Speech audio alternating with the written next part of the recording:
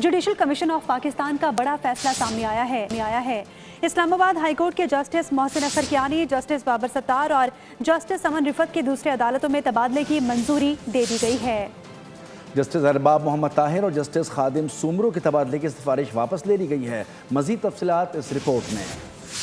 Judicial commission of Pakistan की बड़ी बैठक, हाई कोर्ट जजेस के तबादले पर गौर के बाद बड़े फैसले। चीफ जस्टिस याहिया आफरीदी की ज़ेर सदारत इजलास में कमीशन ने इस्लामाबाद हाई कोर्ट के जस्टिस मोहसिन अख्तर कियानी को लाहौर ट्रांसफर करने की मंजूरी दे दी।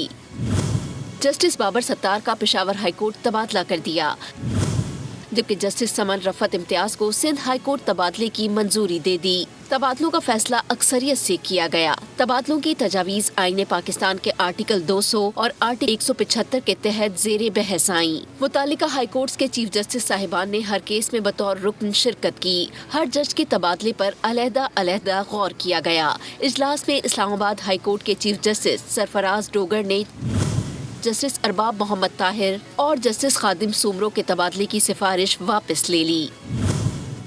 एलामिया के मुताबिक जजेस के तबादलों से पैदा होने वाली खाली नशिस्तें सिर्फ ट्रांसफर के जरिए पुर की जाएंगी। ऐसी खाली असामियों को नई तकर्रुरी के लिए ओपन नहीं किया जाएगा। सब्सक्राइब करें और बेल दबाएं ताकि कोई खबर रह न जाए।